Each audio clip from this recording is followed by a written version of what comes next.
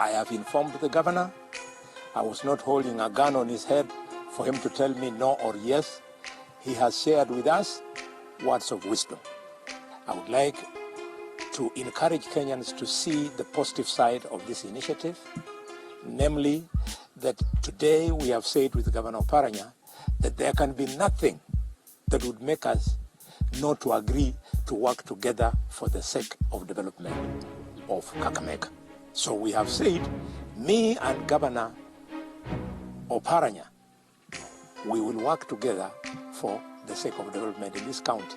We've also agreed that we shall reach out to all the shades of opinion in this county, MCS, MPs, together with the current governor to make sure that Kakamega succeeds. When Kakamega succeeds, then the vision we shared with Governor Oparanya in 2013, when he became governor and I became senator, will be actualized.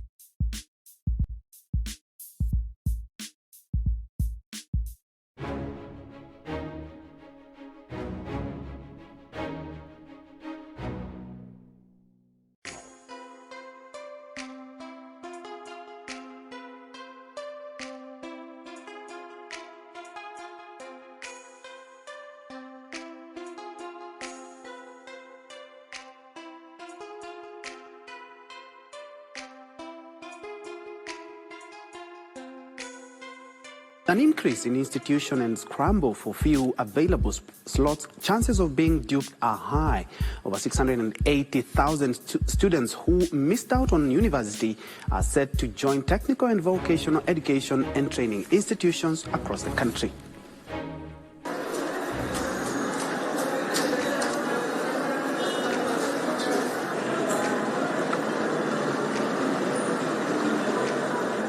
Once you've identified maybe a college that you want to enroll with, is do your background research. Just go and check, even with the TVET, their website or their portal. They have the list of all accredited institutions. So if that institution does not appear on their portal, then that should raise an alarm. The other way you can also know is by visiting the sites for probably like the websites. The websites, they are meant to communicate. This institution, who are they? What do they offer? And really, where are they based? So even by looking at their website, you're able to tell that, yeah, this is a class setup, and all that. Then finally is paying a visit to the institution to physically ascertain that indeed what they're communicating, it is indeed true. When you talk of you're having workshops, verify that indeed the workshops are there. And I'll also say, if you're visiting an institution and they're kind of shy to show you, yeah, these are our labs, these are the workshops, and all that, then that should also be an eye-opener that maybe they might not be genuine.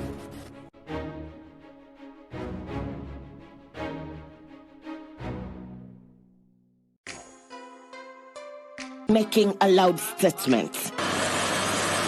Locals in Magadi, a region that has generally been dry in January, are witnessing unprecedented rainfall.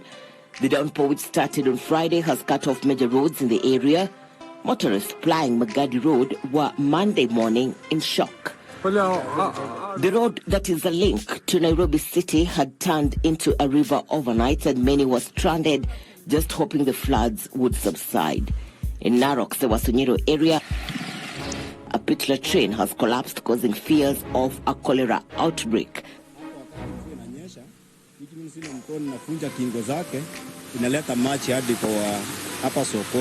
The locals blaming the contractor for shoddy work. Kwa hivyo tunalaumu contractor mwenye alijenga, kwa sababu sisi tulikuwa hapa wakati alijanga, na alikuwa anajenga na miti enye haina nguvu, inaweza anguka haraka.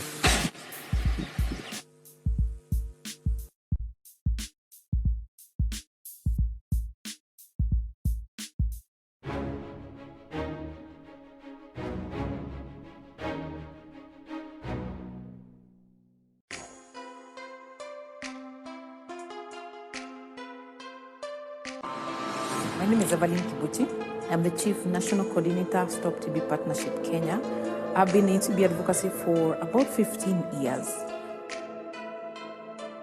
It has been quite an exciting journey. I am quite excited at seeing the progress that has taken place while I have been at the helm of the leadership around TB advocacy. My advocacy for tuberculosis came by chance. I applied for a job, a TB advocacy program officer. It's when I got the job and learning my terms of reference and understanding the magnitude of the problem that made me change my attitude. Initially, I was just like any Kenyan who thinks, TB is not a problem. Who dies from tuberculosis? In fact, many people think TB ended in the 80s. That was my attitude then. But when I got to that job, I learned the statistics and I came face to face with the suffering of people suffering with tuberculosis. That's when I thought I needed to go a step further to make an impact. So one day, there's this young man who wrote to me an email and he told me, I am suffering from a strain of tuberculosis that is not curable. First, I was taken aback. TB that is not curable? I thought TB has a cure. He went ahead and told me, I know I'm going to die, and before I die, I want everybody in Kenya to know what is going to kill me. So I am planning to do some small pamphlets, and I'm going to go to the top of this building, some building in town, and I'm going to spread those papers down to the streets of Nairobi so that everybody knows that there's this strain of TB and that I'm dying from it. Then I told him, before you do that, can you come, we'll have a discussion. First, I understand what is this TB that is killing you and why don't we have a cure? That's when I learned he was suffering from multi-drug resistant tuberculosis. Multi-drug resistant tuberculosis is that tuberculosis that has resisted the regular TB treatments. That means it needed a more stronger combination of treatment, which by then we did not have as a country. And that's why he had been told, we don't have drugs in Kenya, and so your fate is that you're going to die very soon. So we met, we discussed, and long story short, I was able to connect him with an organization known as MSF that was offering the multi-drug resistant TB treatment, which took 24 months. And the first 6 months of daily injections in combination with about 17 tablets. He was lucky he was put on treatment. From then on, I decided, okay, I first want to understand, why don't we have treatment in Kenya? Why would somebody be dying from a disease that we were told is preventable, curable, and treatable? Something was not right. And that's when now I delved deeply into TB advocacy. And that's what I have been doing for the 15 years now. I want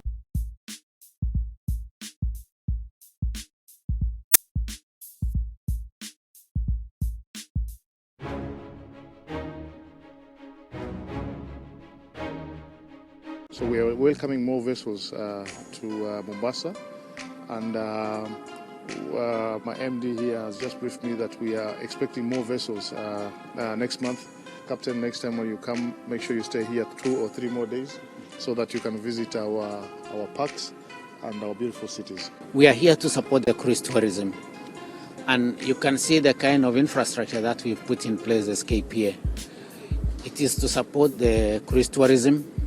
I want to assure the ship captain, the staff captain, that the port of Mombasa is safe, and we are here to support the tourism. We're going towards our blueprint, achieving our blueprint tourism. And on top of that one, we want to congratulate our Kenya Tourism Board, we want to congratulate the KPA for all these ones. It is a part of growing our cruise tourism, and this is just the beginning. Last month in December, we also received a cruise ship, and we hopeful next month also MSC is coming back here. So as Mombasa County, ours is to build a conducive environment for tourism growth, and we want to work with all stakeholders and to make to know that Mombasa is going to be a premier destination for all the tourists.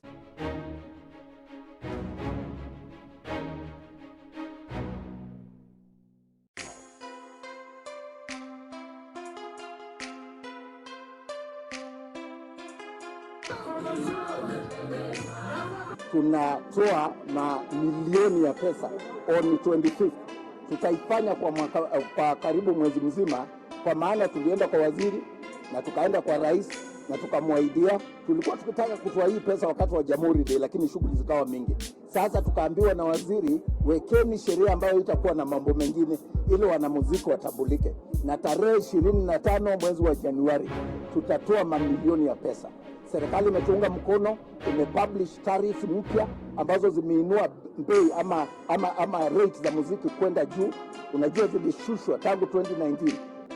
Bei ya muziki ilikuwa chini sana. Tumesaini mikataba na Google, tumesaini na broadcasters, tumesaini na matatu, na tunahakikisha kwamba wanamuziki haitakuwa tu ni kuimba alafu anaenda nyumbani. Itakuwa ni kitu ambacho kitawapatia heshima na watapata pesa ili waishi maisha mzuri. Idara ambazo zinahusika, kwa maana mambo ya muziki ni ecosystem. Lazima wanamuziki wenyewe watoe nyimbo nzuri ambazo zinapendeza, kama vile tumeimba Mali Safi Kito. Unatoa wimbo ambao unapendwa, ni mzuri. Sio lazima ikuwe mchafu na matusi. Hapana, unaweza imba wimbo mzuri. Serikali nayo lazima iwe na sheria ambazo zinalinda wanamuziki na zinalinda copyright, kwamba mtu akitumia copyright yako alipie. Ukienda kwa hoteli na inacheza muziki, unakula mandazi na chai, unalipa mandazi na chai na ulipie muziki pia. Ndio maana tuko na rate za hoteli hata za mabaa, na hii mikakati yote itahakikisha kwamba wanamuziki wetu kwa miaka michache ijayo watakuwa kati ya watu matajiri zaidi, kama vile ilivyo United States ama kule UK na nchi zingine. Wanamuziki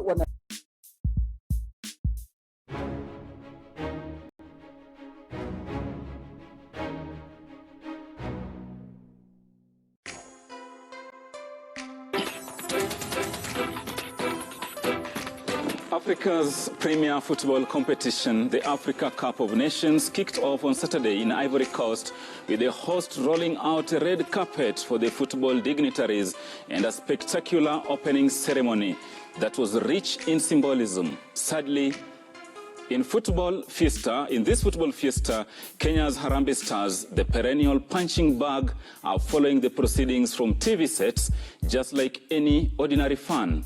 Sad but true.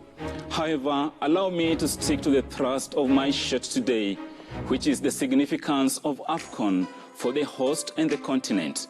When you have giant players like Sadio Mane and Mo Salah, the world takes notice, and it comes as no surprise that their countries, Senegal and Egypt, which happen to be the defending champions and record winners respectively, have been christened the title favorites, alongside Morocco, the team that had the fairy tale run at the 2022 World Cup, Nigeria, Algeria, and Cameroon. Focus for local organizers and CAF is to now make sure the competition unfolds without anything like the awful events that marred the last edition in Cameroon.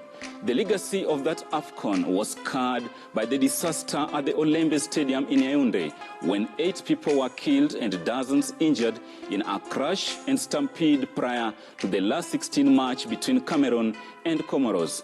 The Ivorian government has this time round invested around $1.5 billion in improving infrastructure to prepare for the tourney.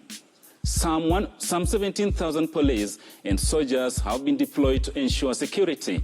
The mobilization of funds is no mean task, and so is the putting up of the sport infrastructure, accommodation, and least of all, security. And as Kenya plans her own 2027 AFCON, which she won together with her neighbors Uganda and Tanzania, the Ivory Coast showpiece should serve as a stark reminder that hosting an event of this magnitude is quite a task.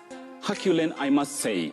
The 3 countries must work together and pull all stops if they are to convince CAF that they are ready for the event. AFCON is also a moment for Africa to showcase to the world not just its fine emerging talents, but also a chance for them to make the big breakthrough, more so these emerging talents. It is also a time for the continent to prove to all in sundry that Africa has come of age in football and organization.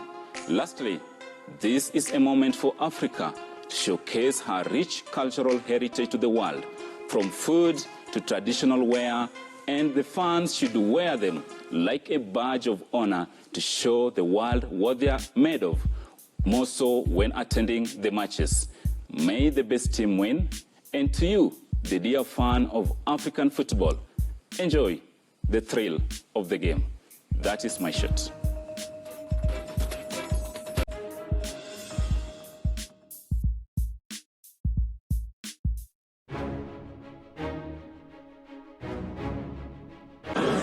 During the disbursement of the second phase of bursary funds amounting to 460 million shillings, Area Governor Mohamed Adan Khalif urged the beneficiaries to take advantage of the opportunity to better their lives, as it will also contribute to the overall development and prosperity of the county.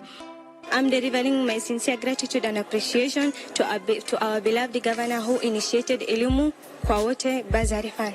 It is something that we really need to appreciate, because if you look at how these funds has came about, it came at a time when there was very serious drought that was prevailing in the whole county.